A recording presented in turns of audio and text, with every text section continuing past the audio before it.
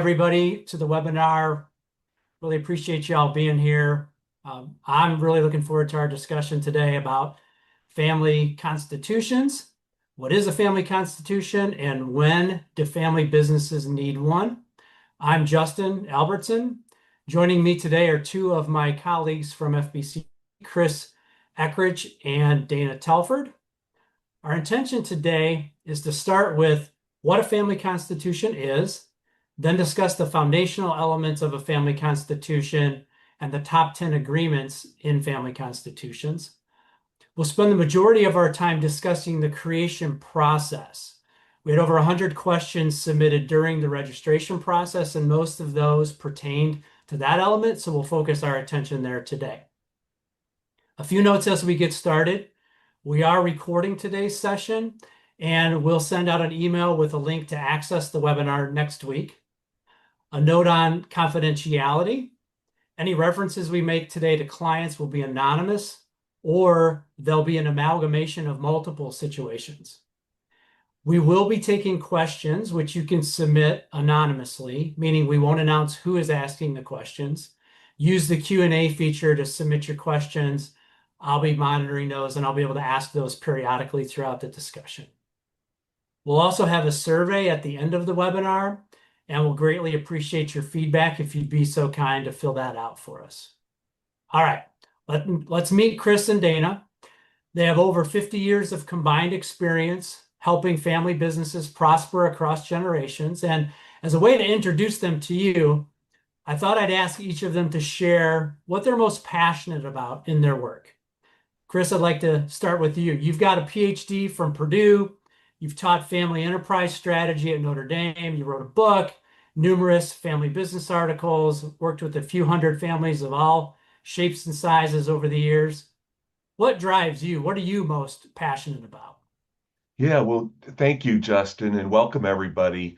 When I think about what I'm most passionate about, it's really why I got into this field in the first place. It's really complex to mix family and business. An enterprising activity combined with a system of love and support. And those two, sometimes we step on each other's toes by accident. Loving, caring families get themselves in difficult situations because of the nature of family business, not because of any moral failing or anything.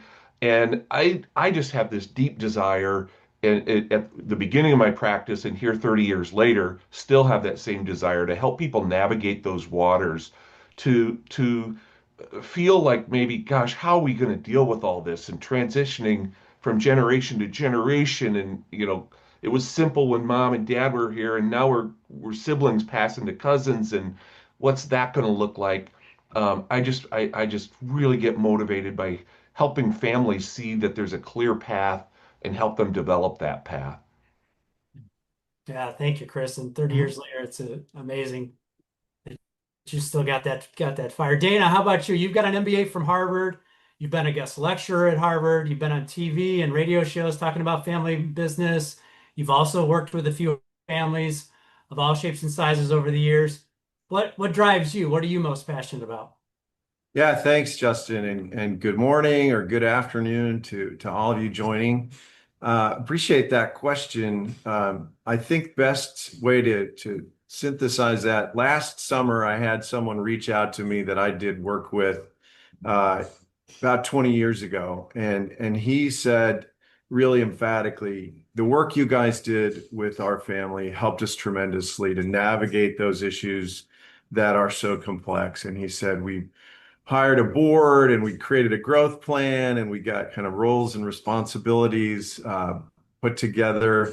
We developed these guiding documents, and he said, 20 years later, we sold the business for way more than we thought we would. We still have great relationships. We're now transforming into a real estate company. And just that notion or that understanding that what I had done was helpful to them. That's what I do the work for. I'm a helpful person by nature, and it doesn't get any better than that, honestly, is to hear that I had that kind of an impact and that our team had that kind of an impact. Great. Thank you. Thank you both for sharing that.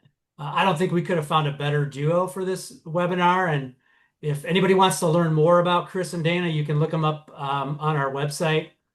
Now we have a few questions for you so we can get to know you a little bit better today and help shape our discussion. So you have a few poll questions come up. The first one is, what generation are you in your family business? Are you the entrepreneur or first gen, second, third, fourth? And if you're fifth or beyond, pick fifth. Oh, we do have a plus there. Fifth generation plus. We'll see how this shakes out. Give you guys just another moment or two to respond, and then we'll see the results.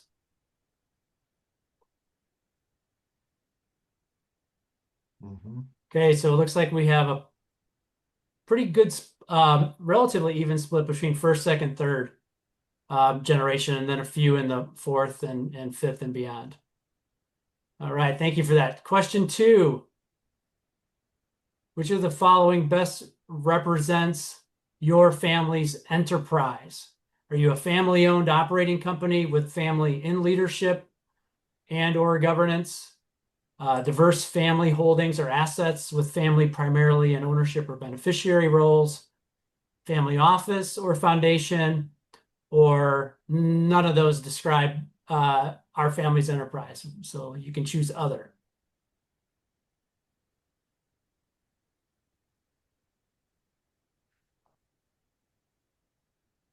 Give you guys just another moment or two.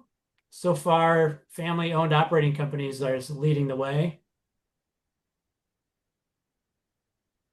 And then we have a few that are diverse family holdings, and then just a handful or so that are family office. All right, great. Thank you for that. Number 3, two more to go.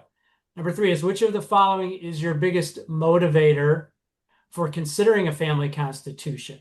Now, if you already have a family constitution, which of these was the biggest motivator for you to create one? Was it to resolve current family business conflicts, prevent future conflicts, clarifying roles and responsibilities for the next generation, creating a long-term vision and legacy for the business? These tend to be some of the typical reasons we see that people would create a family constitution.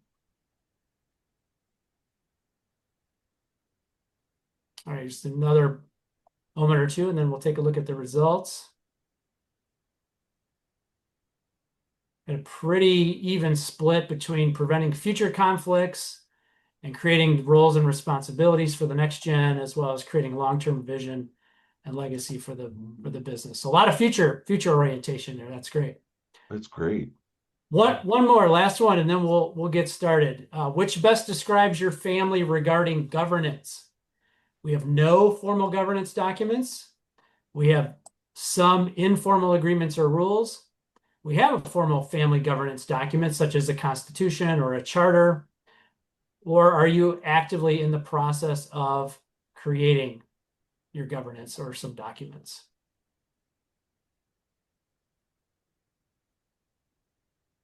Give you just another moment or two to respond to this, and we'll take a look at the results. Really appreciate you guys engaging on this. Help us get to know you a little bit better. Looks like some informal agreements or rules leads the way, and then the rest are pretty close, with either no governance documents or you have a formal governance document already. Great. All right. Well, thank you for sharing that. Really appreciate the opportunity to get to know the group here a little bit. That'll help us shape the conversation a little bit. But let's get started with grounding in what a family constitution is and what some of the structural aspects are of effective family constitutions. And Chris, I was hoping you could start us off by answering the very short question: what is a family constitution? Yeah, so a family constitution is a set of agreements that a family has co-created together and is going to do its very best to follow and stay aligned with each other as they manage their enterprising activities and their family activities together. That's probably the most succinct way I can say that. All right. Can you talk a little bit about what the core components of an effective family constitution are? Yeah, be happy to. I think we have a slide on that. Yep. Let's get that up for our viewers here today. So, family constitution on the front end of a family constitution, there's going to be kind of highest level aspirational um, uh, agreements that the family has developed together and around purpose. And those would be, what are we trying to do with our business? What are we trying to do with our family? So you would frequently have a family mission, a family vision. You also have a business mission, a business vision, and those are going to be those, North Stars that draw everybody together. This is why we're here. This is what we're trying to do. And I'd even add, I think even if your family's thinking about creating a constitution, I would encourage you to even think about what's the purpose of us creating this constitution? Why are we doing this? And what would we like the family to get out of creating the Constitution? So that the creation process itself can help bring a family together and really unify the family. So that's purpose. And then you've got goals and metrics. And if you're a regular reader to our corporate newsletter, The Family Business Advisor, you've heard us talk about GRIPPLE or growth, risk, profit, and liquidity. So we've got the business vision, but what are the key objectives we as owners are trying to accomplish together? And so on the business side, you'd have goals and metrics like what type of growth are we expecting out of the business? What kind of risk are we willing to take? And that could be a ratio or it could be articulated in a metric. Um, uh, what's our thoughts on profitability as an acceptable level over time? And what are our thoughts about liquidity? Those can all be quantified and really help guide a family. And you're basically bringing everybody together to come to agreement on, oh, that's what we're doing. Here's why we're here. That's what we're doing. It's underlined by a set of values. And a lot of times businesses have business values, but a family constitution goes beyond that and really talks about what the family's values are. What are the values that are going to drive us in our decision making? They underpin how we think about ethical and moral situations that we might get into, and they help keep us sort of on track. They're sort of the guardrails, the bumpers, if you will, if you're a bowler. They keep us in the lane so that we're not making decisions that cause pain for others or cause others to judge us harshly. And then you have uh, going down to the lower left, a good constitution is going to have some type of code of conduct that addresses how we treat each other. How do we speak to each other? I saw a lot of sibling businesses in that survey. So, how do we talk about each other? Sibling, I'm from a family of five. Dana, I know you've got a big family. How do we talk about each other? When do we talk to each other? How much business do we talk? How do we speak to the media? Who's allowed to speak on behalf of the company? And how do we resolve conflict? We all have conflict that occurs in our family from time to time.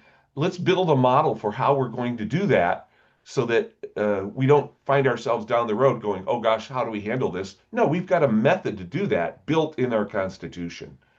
And then the last two, roles and governance, I kind of see these almost going together. The role definitions would be, in the family side, if we're going to have a family meeting, a set of family meetings, or an organized body like a family council, who's doing what kind of committees do we have, what's the role of philanthropy, who can sit on the board of the philanthropic endeavor, if we have a family foundation or if we have a donor advised fund, what are the roles of the family members in participating and directing resources. All those roles can be defined in a family constitution. We don't put people's names in there necessarily, but we define the roles. And then governance is just the practice of how do we hold all this together and make sure we have proper oversight and and really growing the strength of both the business and the family. So we think of governance on the business side would be what's your board look like? What do we want it to look like we're going from G2 to G3 or G3 to G4, what does that board need to look like for the future? And on the family side, what type of governance or agreements do we need on the family side to unify us? So you might have a family council charter, for example, that would talk about, okay, here's how we work together collectively over time. So hopefully that makes sense. And those are really how I see the core foundations of a family constitution. Yeah, Well, great. and Chris, if you think about your point about, well, Justin, you said it, right? What is the process of creation? We've got a bunch of attendees here who are in sibling and cousin groups. Yeah. And the reality of being in a family business in a second or third generation is that we really didn't choose to do it, right? I mean, it happened because of birth or marriage and an estate plan, really, and succession that was decided by somebody else. So those six foundational pieces are valuable in helping us say, look, we're here. We might not have chosen to be here, but let's make the most of it. Why are we doing this, right? What's the purpose? Why are we building a constitution? Well, a lot of it is to say, what are we doing now that we are in the reality of family partnership and ownership? And then to be able to walk through those questions of what's important to us, right? Our core values, like you talked about. How do we govern, this whole enterprise? What are the decision-making rights, and what are our goals? So, I want to make sure that the audience is trying to think through, like, how do we do this? How do we make this work for us? And it starts with those key questions, right? What are we doing? Why? Who are we? What's important? Where are we headed? Right? Yeah. Mm-hmm. Yeah. I think that leads us into another structural element around the key agreements the families should consider when they create an effective constitution. So Dana, I don't know if you want to keep going and talk a little bit about, what are Sure. the 10 key agreements families should consider? Yeah. And, again, to underscore the point that was made earlier, family constitutions can be helpful depending on what you're trying to accomplish. They're not the right tool for everyone. Every family enterprise, doesn't need a constitution. We believe that there's lots of great policies and agreements and ideas that come from important discussions that can be helpful. And these are the most common agreements that over the last, 50 years combined, Chris, I don't know about you, it made me feel pretty old when Justin said that, but we've been doing this for a long time.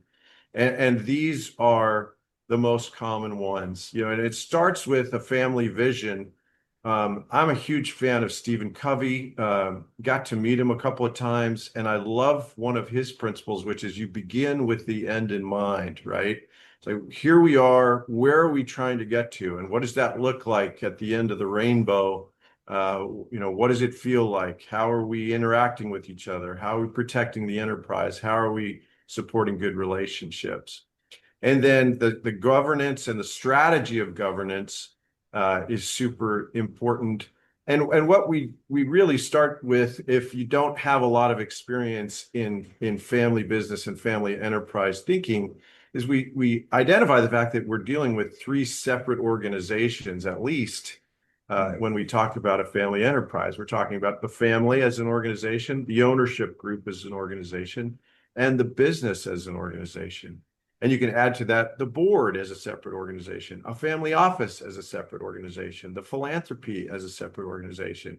And so being able to determine, what kind of a challenge or an opportunity or a problem we're dealing with and where that needs to be managed and considered and where a decision needs to be made. That's in many ways what a governance strategy is saying. And then the owner's expectations, Chris talked a bit about that, how much growth or risk are we comfortable with together? And again, keep in mind, a sibling group has to redefine that, because when mom or dad was running things at a founder's level, those were all decided by one person and not by multiple. And so being able to talk through and create an alignment around those goals and metrics, super important. The owner's vision for the board. We over many of our client engagements, when they've been finished and then we revisit those enterprises that we worked with years ago, we often hear that the development of a board, the development of an advisory board, the bringing in independent folks is very, very helpful in kind of the long-term strategy and strategic thinking of our clients. And so capturing those ideas in writing in a constitution becomes very important. These next, six, I don't think I'll go through each one of them individually. I would say that the most important one that I've seen that can create a lot of tension are the employment policy and tied to the compensation policy. If you think about the dangers of nepotism, right? Even they, at a very basic level, can hurt the business, which in turn can hurt the family and the ownership group over time. So being able to define what are the requirements of employment, are there requirements for education or outside experience or promotion or other compensation levels, those become extremely important as well. I would say one thing about the last two briefly, and Chris, you just jump in here if I'm yakking too much. The family perks policy is an interesting one, right? A lot of you out there listening in, I mean, we have blessings, benefits, rewards, opportunities, whatever you want to call them.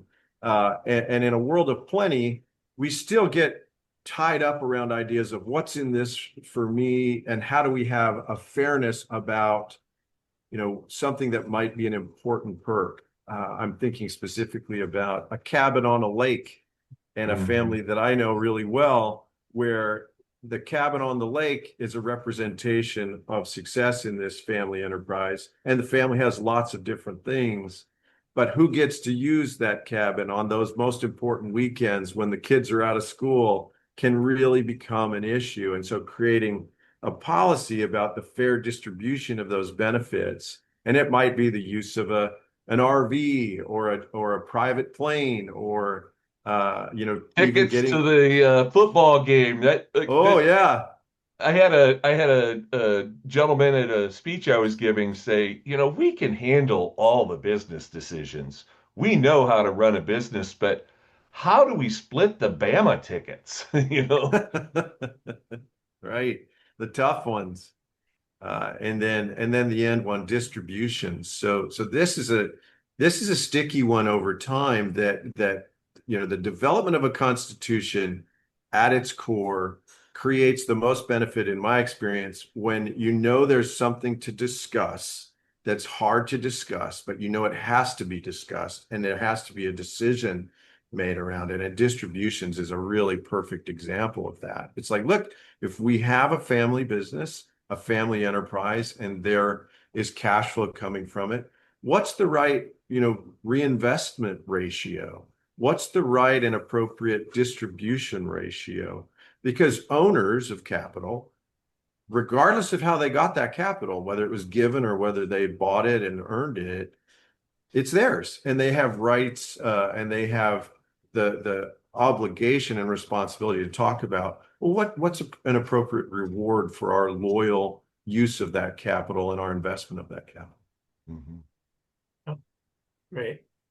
So now that we've covered some of the structural elements of the family constitution, I want to get you guys talking a little bit about the process. And we know that the value's in the doing. The document's important, right? Having the agreements that you just described, Dana, having those core elements in there. Let's explore how to create the document and what considerations you recommend for families as they embark on developing or updating a family constitution. Chris, maybe you can get us started. What advice would you give for a family about how to best create a family constitution? Yeah, Justin, it's going to vary from family to family. I saw on the survey we have fifth and beyond generations. I don't know if that means like we have a single owner that's in the fifth generation, or do we have 100 shareholders? Right. If your family's mom and dad and three siblings, that group is probably going to be the group that creates the bulk of the document, and you probably won't have like a division of labor on that. But if you've got 100 shareholders or even 50 shareholders, you're going to need to select a team that will work together on behalf of the family to produce some rough drafts. I call them straw men. Straw men meaning we don't get emotionally involved in the ownership of how things are worded. We're presenting it for the family so that somebody will poke holes in it and we could get a better product for the family. But that group then, needs to come together and really say, I would recommend building an outline, like what are the areas we need to cover? Dana proposed 10, 10 different common ones that we would see, but maybe your family, maybe the most important thing is the football tickets or the airplane usage or, whatever is most on your mind. So I would see creating the outline for these are the policies we're going to have, and then really be good to yourselves, kind to yourselves. You can't do this just sitting down and, hey, we're going to just hammer it all out in a day or a weekend. Building a cadence of meeting over time, with some space in between to percolate on things and come, start with, if you're going to start with the family vision or the business vision, and then come back later and work on, the second item, come back later, work on the third item, or do a couple items at a time, but really spreading the work out over a sustained period of time. So that's for a family who says we want to start implementing a constitution and we see it like a project. Other Right. families may just have already created a business vision or a family vision, and they're just going to add some documents to that. But I would recommend the same approach. Determine who's going to be in the room and then determine the feedback mechanism from that group. If it's a subgroup, how are they going to come back and bring the whole family along so they don't get too far ahead of their skis and they get everybody aligned so that at the end, everybody's going to say, yeah, we believe this, we agree to live by it, and we'll sign our names to it. Right. Right. I would add into that, right, the question of a principle that might lead the discussion of who should be involved, because we have so many attendees in the second, third, fourth generation, right? This representative question. It's like if we're going to be inclusive and we're going to be transparent, because those are guiding principles in family governance development. Well, what does appropriate inclusion mean? And it usually means let's make sure that branches are represented in a fair way. Let's make sure that genders are represented. Let's make sure that geographies are represented. Let's make sure that people who are not working in the business and those who might be really involved actively in the enterprise are included. And to be able to define, some mix first as a starting point, and then to start that question of, even just volunteering yourself or others, a lot of times other people get volunteered to be on this kind of a committee to develop something, and then to move forward with the cadence that Chris talked about, I think is super important in busy schedules and busy lives, right? Getting people together face to face as often as possible, but also in Zoom and other kind of virtual meetings to do the work. Yeah, and you're going to need a scribe. It's one thing to get together and talk, but if you walk out of there without anything in writing or the ability to put it in writing, you're not going to make headway. And I'd add one more thought, Justin, that's really critical for families to think about. If you think that putting the family constitution is a directive, that you have the power to put something down on paper and enforce the family, you will be crashing and burning as a family. That doesn't work. This is a servant's task. You're serving the broader family, both the people who exist now, spouses that might marry into the family, generations that might not even be born yet. You're serving that group of people. So I think the worst thing that can happen is to have one person say, all right, here's this new policy and we need to live by it. We usually get called in when that happens because the family got really angry and decided that no, we're not going to follow that. And so now they don't have anything in place. Right. Right. So I know that in a lot of conversations that I have with families, they appreciate examples. Dana, I was wondering maybe you could share an example of how have you seen this in action? How have you seen a family go about creating their constitution and what happened? Oh, that's perfect. Well, just on Monday in a client meeting, had the chance to start to talk really clearly with a group of four sibling owners and their mother who is in her 80s about, let's create a governance system and a constitution as a part of it. They'd already agreed to starting. And so we started with that question of what are our values, right?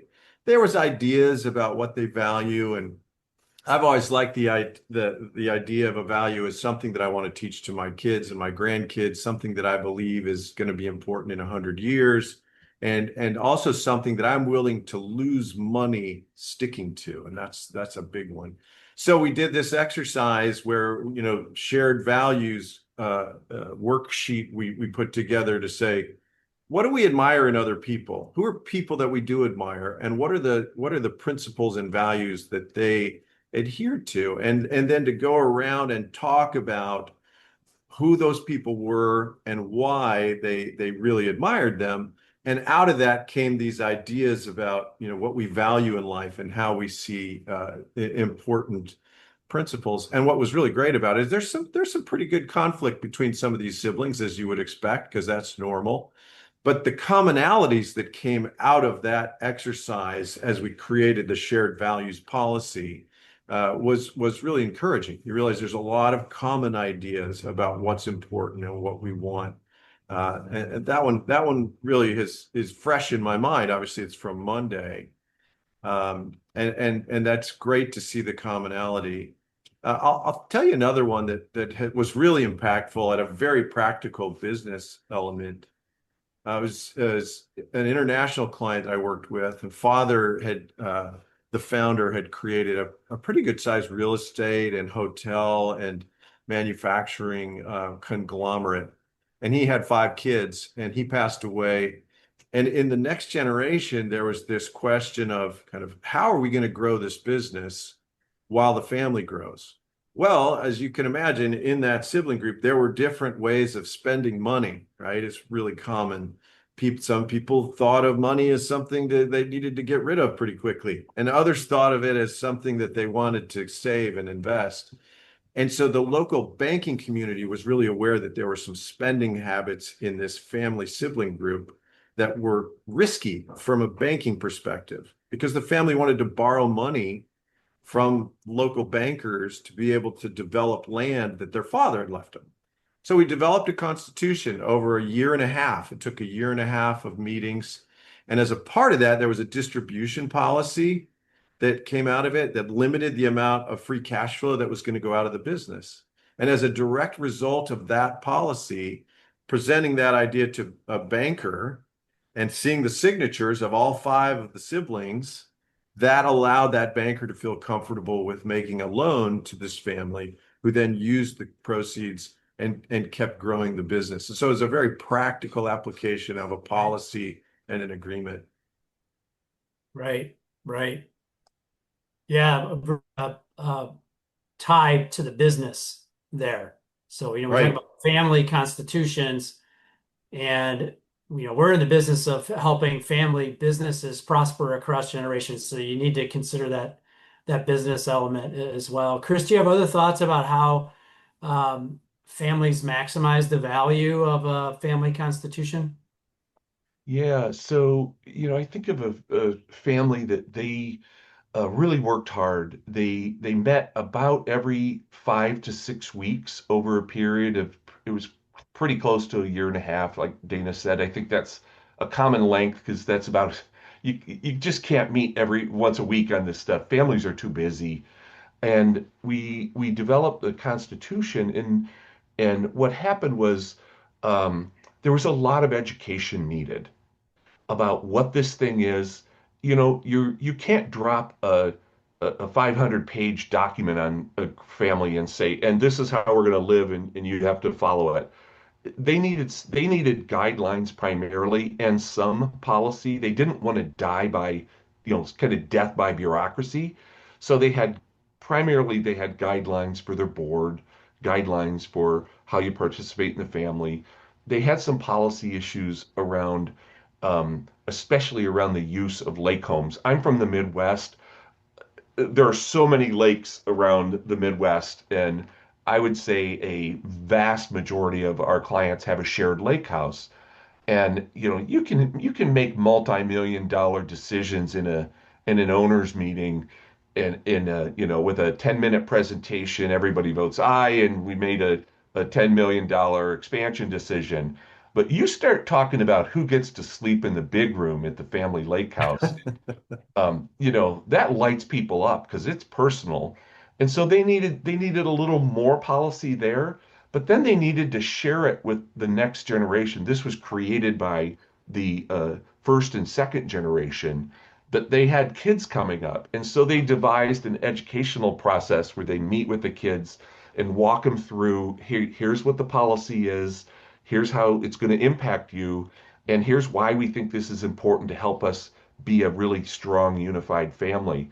And so I think to get the most out of it, you can't just create it and file it in a green file cabinet. It's got to stay alive. You have to come back to it, look at pieces of it, make a little video snippet. Today, people don't want to document, but they'll watch a 3-minute video. Hey, everybody, remember, these are the 5 things you need to consider when you think about our board. We're going to have 2 family members on the board and 3 independents, and the meetings will be open for part of the meetings. Family, you're invited, but you're invited to observe, but please don't speak up, don't make noise from the gallery. Just those ongoing education to keep it really fresh in people's minds, I think is really helpful for making it stick. Right, right. So we have a question from the group that I'm going to ask now.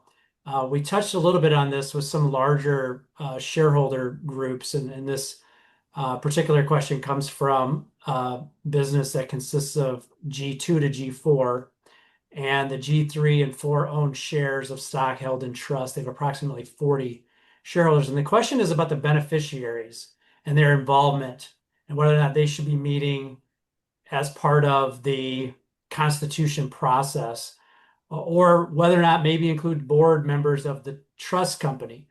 I'm curious what experience you may have that you could share that might help this particular family as they think through this aspect of creating a family constitution.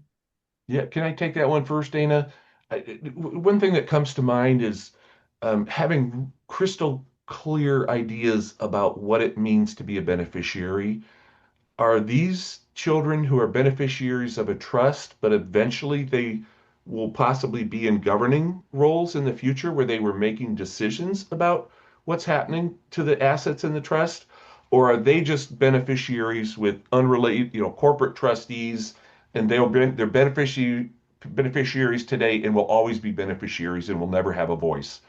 It's not fair to tell people someday this business is going to be yours, and then they never actually put their hand on the steering wheel, so to speak. Right. Get clarity there first. But I've worked with lots of different beneficiary groups as part of creating a constitution, and usually a certain age. I don't know that having 10-year-olds in the room is very helpful. Somebody who's maybe post high school or post college even can be very helpful. And having them in the room, even as beneficiaries, because they have a future stake in the business, and we want them to be aligned. And frankly, we want our beneficiaries to be educated about what they have and how it works. And I think including them is very, very helpful. I don't have experience with having like trustees be in the room in the creation process, but they would typically be informed about what the Right. family has come to agree on. Right. And a lot of our trustees are family members. They're just the senior generation family members. Sure. On that note, I think it's important to remember the overarching purpose of a governance effort is to create alignment in the stakeholders and especially in the family.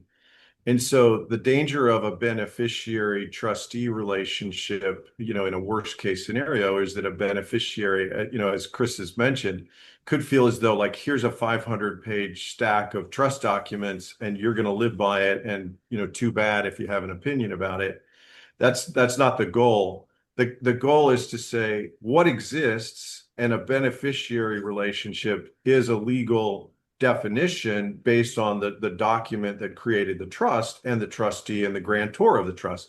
So being able with transparency to help them understand what it means, and then to say, and based on that, what's your highest and best use in this governance process? Like what are you interested in? How much do you want to know? Where can you be helpful? And to have this sense of we're all on the same team here, trying Hmm. to take something really wonderful and to pass it on and to nurture it into the next generation. I think some of the worst scenarios that I've seen is where there is this sense of powerlessness, right? Is I'm in this system and everybody around me seems like they've got plenty, and I'm told I can't do anything. And so what happens? The ultimate power of the powerless is chaos, right? Is to create confusion or to create trouble. And I think a very high level, purpose here is to make sure that there's an alignment, there's a team approach, that everybody understands what their role is and with their highest and best use. Yeah. Yeah. So another question from our audience about which document is a governing rule, trust or constitution, or better still, explain the correlation between the two. I'll jump into that, Chris. Yeah, go ahead. So, I mean, a trust document is a legal and binding document, right? The trustee has a fiduciary responsibility based on the laws of, at least in the United States, as I know. Um, a constitution, I would say, is more of a moral agreement. It's more of a game plan. It's more of a set of ideas about how we're going to balance this relationship between our enterprise and the family that really started it.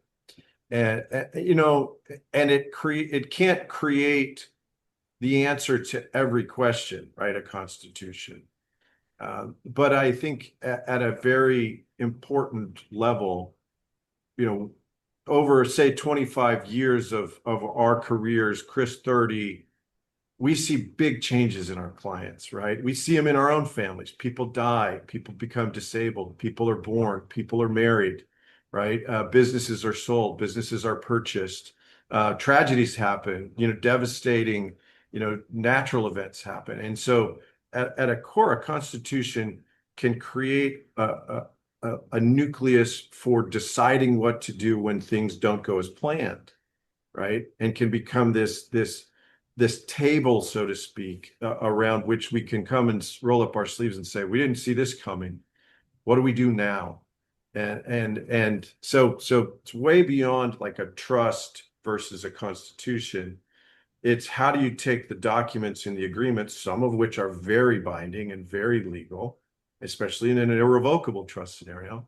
And then how do we take these agreements about how we make decisions and how we approach opportunities and issues and make the most of it? Yeah, I mean, can I weigh in on that, Justin? Because I want Of to give a specific example that just it struck me when you asked that question. Um, there's a family was wanting they were engaging in the act of succession from a powerful sibling group to a cousin group that was highly educated and capable, and they wanted to move decision making independent of the ownership of the business. They decided that they would collectively build a method for owners to make decisions. They created an owners council, and it was of different family members.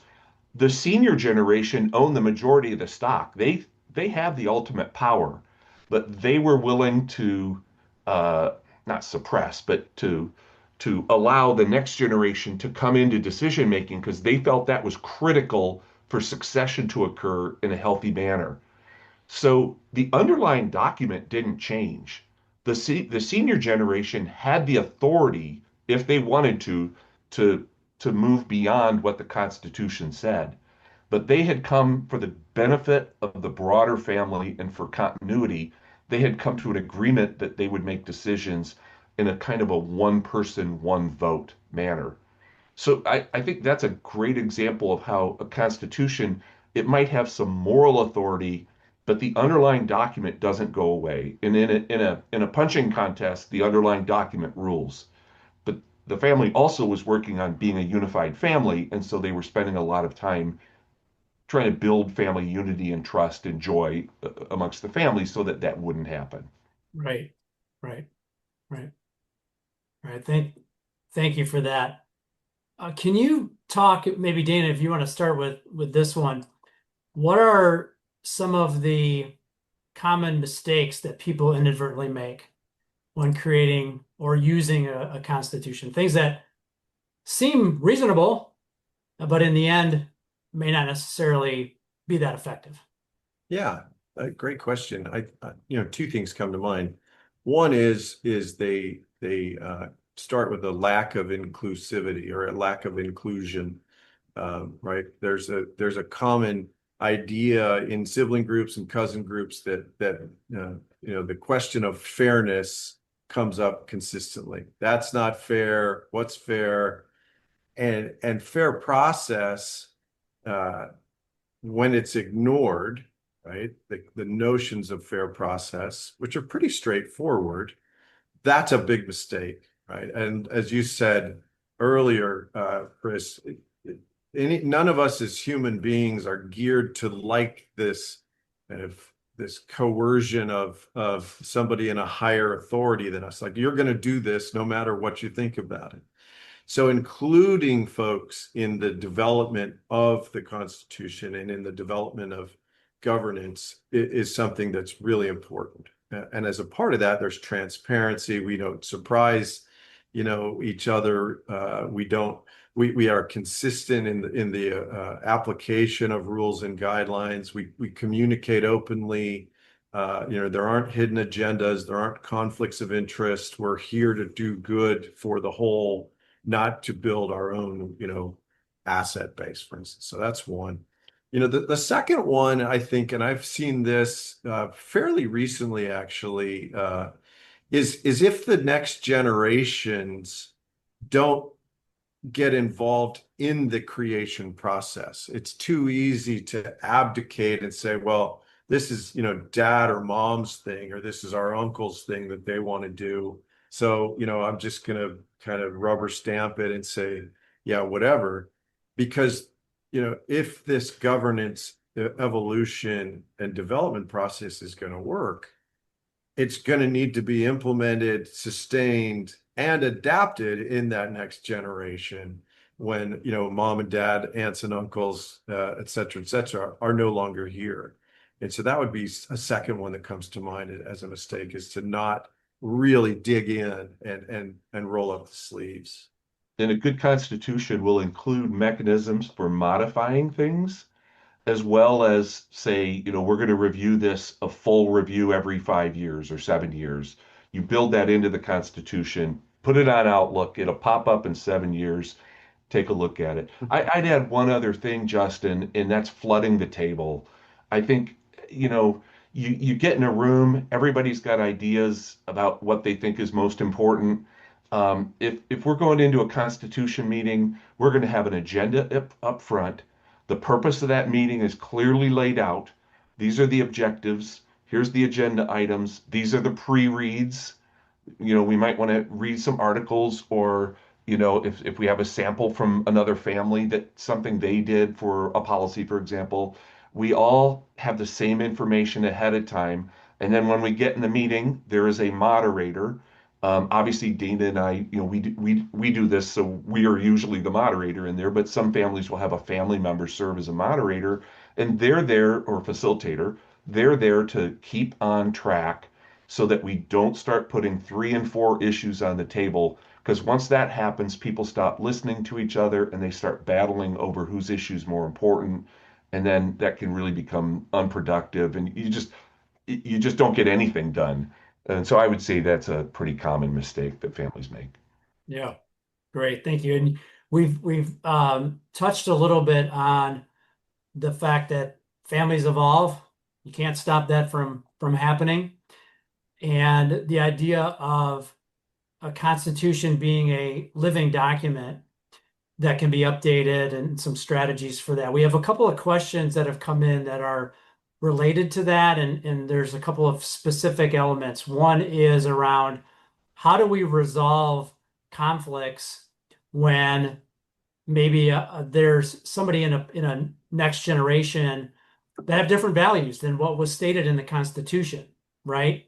So there's a and I think an interesting discussion there of how do you do that? How do you evolve the Constitution to incorporate new values as families evolve?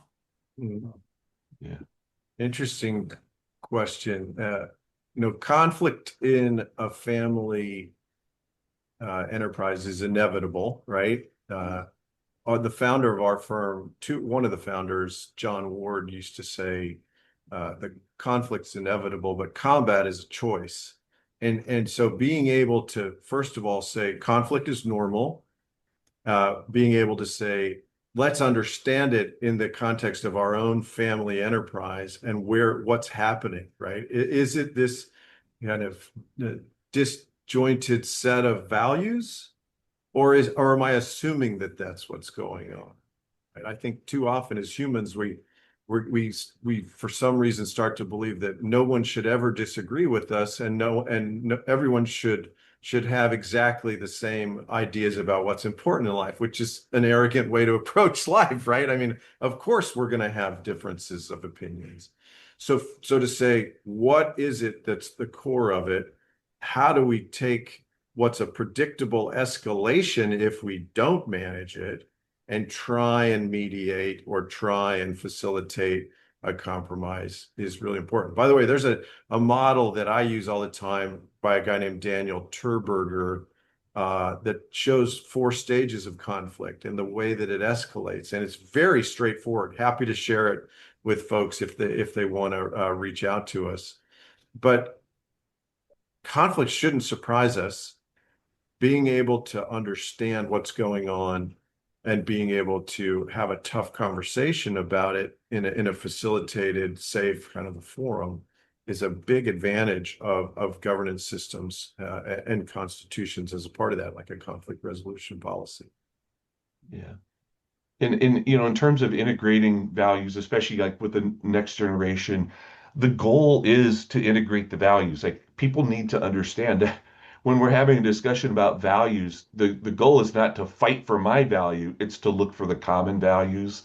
And over time, there are certain core values that may just not change, but there are other values you might need to take a look at some point. Maybe they're too exclusionary, or the next generation has an additive family value that is different than the senior generation, but it would bring that generation into greater engagement with the family enterprise.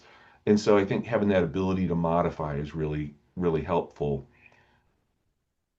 Right.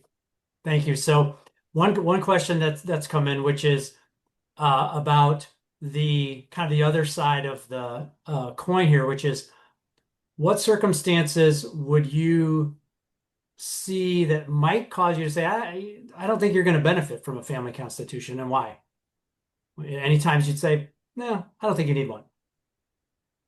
Yeah, so Dana earlier said, not every family needs a constitution, but that means something to us. Like we're thinking about the full-blown thing. I think Sure. I do believe every family needs core elements of unity. And those come from business vision, family values, business values, etc. Those leading areas. And there are some families that is what they consider their constitution. It doesn't have all the policy components. It's just about here's where we're going. And so I do think that's needed. I lost track of your question. Well, Yeah. Go yeah, ahead, Dan. when does a constitution not make sense? I Oh mean, yeah, two ideas come to mind. If there's a real intense conflict where yeah, you're getting close to kind of warfare and really elevated emotional interactions with each other, that I don't think that's going to be possible, frankly, is to get through just the communication element to draft the policies. So it wouldn't make sense there. And then second, I would Agreed. think, we assume in our work, or we often assume that the long-term continuity is the goal of an enterprise. And so if a family, for instance, is ready to sell their main business, it might make less sense to create a constitution. It might make more sense to say, okay, as a part of an overall governance system, once we liquidate this one asset, then we're going to have liquid assets and we're going to have to decide, do we invest them together? What's our risk tolerances? Do we, what do we do with it? And so that makes sense as a governance related charter or constitution set of documents to get on the same page about. All right, thank you. So we're getting close to the hour.